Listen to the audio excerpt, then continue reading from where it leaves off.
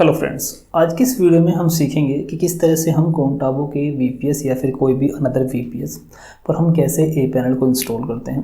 देखिए, सबसे पहले किसी भी वीपीएस पर ए पैनल को इंस्टॉल करने के लिए आपको उस वीपीएस का आईपी एड्रेस और उसका जो रूट पासवर्ड रहता है वो आपके पास में होना चाहिए।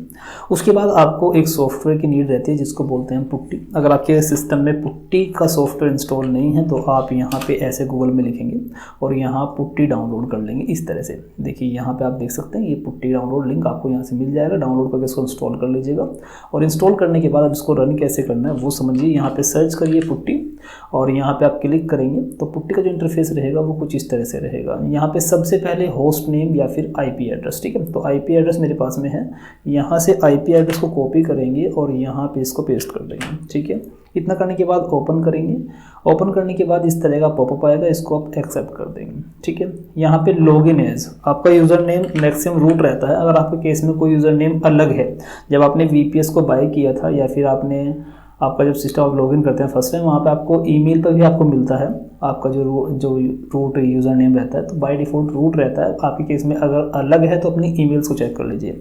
उसके बाद एंटर करिए। अब यहाँ पे पासवर्ड की नीड है। जो आपको पासवर्ड ये मिला है, ये पासवर्ड यहाँ से कॉपी करिए और कॉपी करके यहाँ पे आ करके आपको सिर्फ राइट क्लिक करना है। अब जब आप राइट क्लिक करेंगे तो यहाँ पे आपको पासवर्ड दिखाई नहीं देगा, बट यहाँ पे ये हिडन रहेगा क्योंकि पासवर्ड है तो आपको दिखा नहीं सकते। राइट क्लिक करके यहाँ पे कुछ भी दिखाई नहीं देगा, बस आपको एंटर कर देना है, ठीक है। जैसे आप एंटर करेंगे देखिए यहाँ पे कोंटाबो का सर्वर है तो यहाँ पे कोंटाबो शो कर रहा है। अलग अलग सर्वर के लिए ये कोंटाबो शो नहीं करेगा। कोंटाबो केस में यहाँ पे कोंटाबो शो करता है। उसके बाद देखिए हम लॉगिन हो चुके हैं। लॉगिन होने के बाद इस तरह से आपको दिखाई देगा।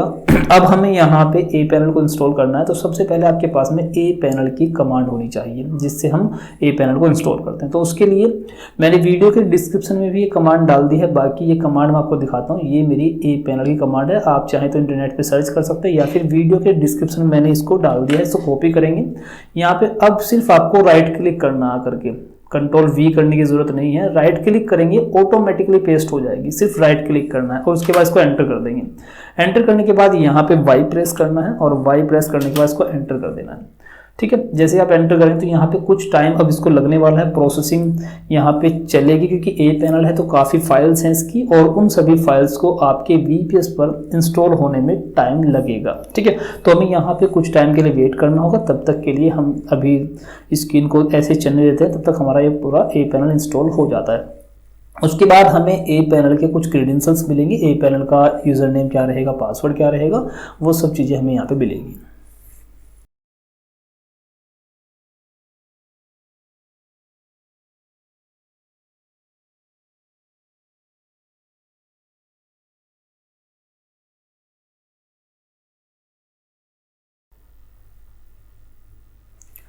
ये देखिए फ्रेंड्स, हमारा जो ए पैनल है सक्सेसफुली इंस्टॉल हो चुका है। अब एक काम करेंगे, फ्यूचर में ए पैनल की जो क्रेडेंशियल्स है इनको सेव करके रख लेंगे ताकि कभी भी इनका हमें ज़रूरत पड़े ए पैनल में लॉगिन करने की तो इसको हम यूज़ कर सकें। कंट्रोल सी से कॉपी करेंगे और कॉपी करके मैं इसको यहाँ पे पेस्ट कर लेता हूँ, ठीक है। इन फ्यूचर जब भी मुझे ज़रूरत पड़ेगी अब मैं यहाँ से इसको उठा करके यूज़ कर सकूँगा। देखिए, इसके लिए मैं आपको दिखाता हूँ। यहाँ से इसको कॉपी कर लेंगे।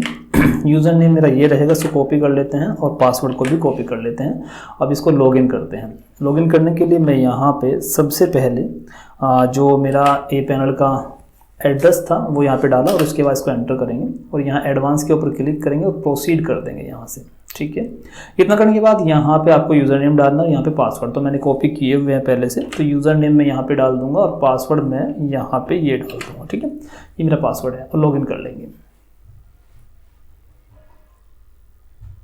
ये देखिए, अब हम लॉगिन कर चुके हैं। फिनिश करेंगे और इसको क्लोज कर लेंगे। देखिए, इस तरह से हमारा इसका इंटरफेस रहता है। अब ए पैनल की जो आपको रिक्वायरमेंट है जिस एप्लीकेशन के लिए है उसके लिए आपको यहाँ पे जो आपका सर्वर चाहिए वो एनजीएक्स चाहिए, अपाचे जो भी चाहिए, अपने रिक्वायरमेंट के हिसाब से यहाँ पे एप्लीकेशंस को इंस्टॉल कर सकते हैं, डायरेक्टरीज को इंस्टॉल कर सकते हैं। सिर्फ ये छोटा सा तरीका था वीपीएस पर हम ए पैनल को कैसे इंस्टॉल करते हैं, वो ईजिली आपको समझ में आ गया होगा।